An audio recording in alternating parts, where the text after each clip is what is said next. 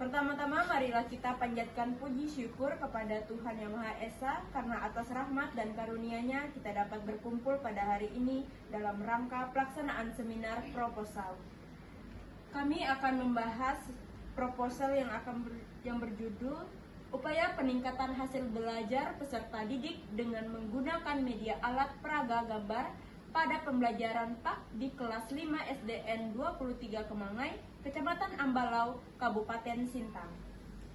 Yang pertama adalah latar belakang yang akan disampaikan oleh Sela Marcela. Nah, di mana latar belakang dari penelitian ini, di mana peserta didik kelas 5 SD Negeri 23 Kemangai, Kecamatan Ambalau, Kabupaten Sintang, ditemukan bahwa peserta didik tampak kurang menunjukkan aktivitas belajar peserta didik yang diharapkan.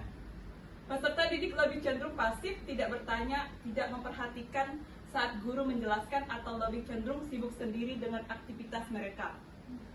Hal ini menyebabkan keaktifan peserta didik terhadap pembelajaran pendidikan agama Katolik masih rendah. Guru juga memiliki permasalahan atau tantangan tersendiri yang terkadang sulit untuk dihadapi dalam proses pembelajaran. Hal ini mengacu pada kurangnya persiapan dalam mengajar. Kemudian dalam proposal ini memiliki rumusan masalah, yaitu ada dua. Yang pertama, bagaimana penggunaan media alat peraga gambar terhadap hasil belajar peserta didik pada pelajaran PAK di kelas 5 SDN 23 Kemangai, Kecamatan Ambalau, Kabupaten Sintang. Lalu permasalahan yang kedua, apakah penggunaan media alat peraga gambar dapat meningkatkan hasil belajar peserta didik pada pembelajaran PAK di kelas 5 SDN 23 Kemangai, Kecamatan Ambalau, Kabupaten Sintang. Lalu adapun tujuan penelitian, di mana berdasarkan latar belakang dan permasalahan yang telah dikemukakan di atas, maka tujuan dalam penelitian ini ialah untuk mendeskripsikan penggunaan media alat peraga gambar terhadap hasil belajar peserta didik pada pembelajaran PAK di kelas 5 SDN 23 Kemangai, Kecamatan Ambalau, Kabupaten Sintang. Lalu selanjutnya untuk meningkatkan hasil belajar peserta didik dalam pembelajaran PAK melalui penggunaan media alat peraga gambar di kelas 5 SDN 23 Kemangai, Kecamatan Ambalau, Kabupaten Sintang. Kemudian ada manfaat penelitian. Penelitian yang dilakukan diharapkan dapat memberikan manfaat baik bagi objek maupun peneliti khususnya, dan juga bagi seluruh komponen yang terlibat di dalamnya. Adapun manfaat penelitian ini adalah sebagai berikut. Yang pertama, manfaat teoritis. Penelitian ini dapat memberikan pengetahuan terkait dengan penggunaan media alat peraga gambar dan pembelajaran pendidikan agama Katolik di kelas 5 Sekolah Dasar Negeri 23 Kemangai, Kecamatan Ambalau, Kabupaten Sintang. Yang kedua, manfaat praktisa. Bagi peserta didik kelas 5 SDN 23 Kemangai, hasil penelitian ini diharapkan mampu meningkatkan pemahaman terhadap mata pelajaran PAK melalui media atau alat sehingga dapat dijadikan pengalaman. Lanjut, landasan teori. Hasil belajar adalah ukuran kemampuan peserta didik dalam menguasai materi. Menurut Dimayati dan Mukiono, hasil belajar merupakan hasil interaksi belajar mengajar yang diakhiri evaluasi. Hamalik menekankan adanya perubahan pengetahuan, sikap, dan keterampilan. Sedangkan Arik Kunto melihatnya sebagai capaian setelah proses belajar. Dengan demikian, hasil belajar mencerminkan peningkatan serta perkembangan peserta didik. Metode penelitian. Bentuk penelitian yang digunakan adalah penelitian tindakan kelas. Menurut Mawardi, penelitian tindakan kelas adalah penelitian praktis yang dimaksudkan untuk memperbaiki pembelajaran di kelas. Hipotesis dan tindakan. Berdasarkan rumusan masalah dan tujuan penelitian, maka hipotesis penelitian ini adalah hasil belajar peserta didik dapat meningkat setelah diterapkan penggunaan alat peraga gambar pada pelajaran pendidikan agama Katolik. Materi Roh Kudus menguatkan hati para rasul. kelas 5 SDN 23 Kemangai, Kecamatan Ambalau, Kabupaten Sintang, tahun pelajaran 2021-2022. Cut. Selanjutnya, teknik dan alat pengumpulan data. Yang pertama, observasi mencatat fakta proses belajar. Kedua, dokumentasi, RPP, foto, dan data sekolah. Ketiga, tes hasil belajar dalam bentuk pretest dan post-test. Dua kelompok yaitu eksperimen dan kontrol. Tes berupa lembar pilihan ganda. Roh Kudus menguatkan hati para rasul. Indikator keberhasilan. Penelitian ini dikatakan berhasil apabila adanya peningkatan hasil belajar peserta didik yang mencapai kriteria ketuntusan minimal KKM, yaitu 70 dalam tes akhir siklus dan dengan ketuntasan klasikal mencapai 80% dari keseluruhan jumlah peserta didik. Dalam hasil tersebut diharapkan peserta didik sudah memahami materi yang telah diajarkan. Sekian presentasi proposal dari kami. Selanjutnya akan dilanjutkan dengan sesi pertanyaan. Terima kasih setelah kawan-kawan menjelaskan hasil proposalnya. Di sini saya akan bertanya, apa yang mendasari atau melandasi melakukannya penelitian?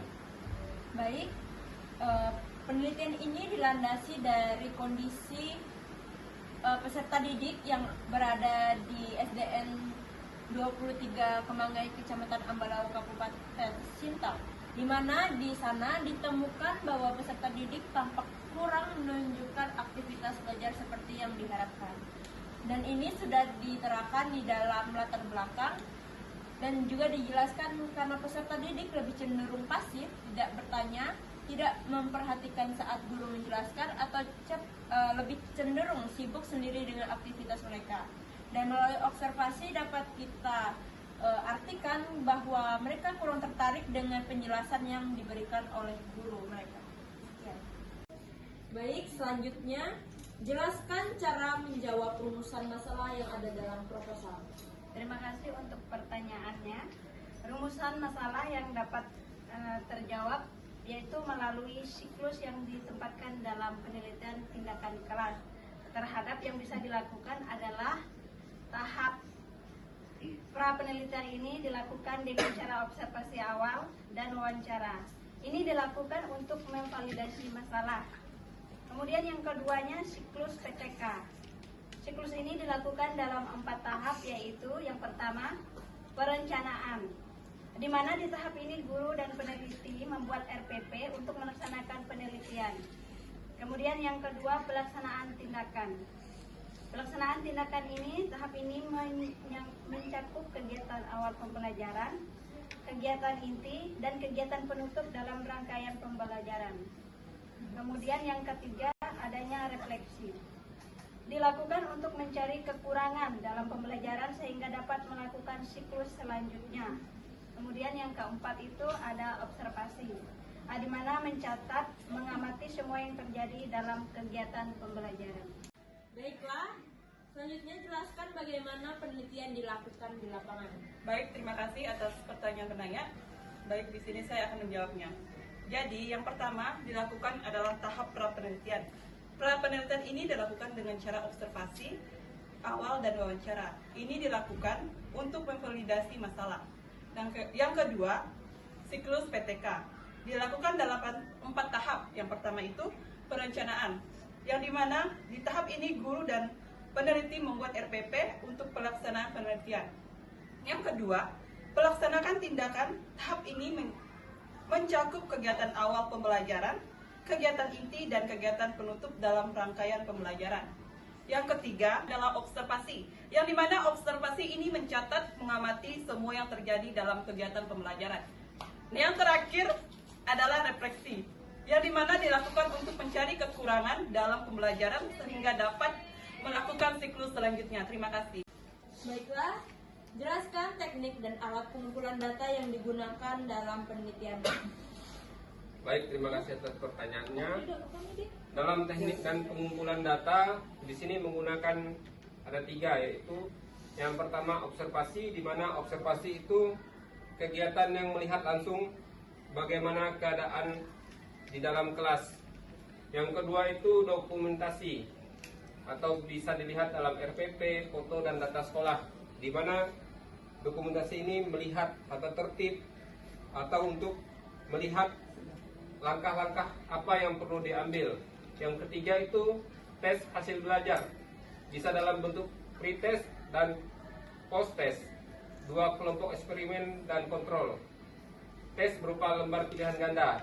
Nah, yang dimaksudkan dalam tes hasil belajar ini adalah melihat bagaimana perkembangan dari tes pertama dan kedua, apakah ada peningkatan atau kemunduran atau masih stabil atau masih sama saja. Terima kasih. Mengelola data hasil penelitian. Terima kasih atas pertanyaannya. Baik, sebelum mengelola data hasil penelitian, pertama-tama peserta didik diberikan soal pilihan ganda untuk mengukur hasil belajar, di mana pengukuran ini dapat dilakukan di dalam siklus pertama dan seterusnya sampai dikatakan berhasil. Lalu ada pun langkah-langkah pengelolaan data untuk mengelolanya. Pertama-tama dihitung nilai rata-rata setiap siklus menggunakan rumus, yaitu rata-rata sama dengan jumlah nilai seluruh siswa dibagi jumlah siswa. Lalu hitung persentase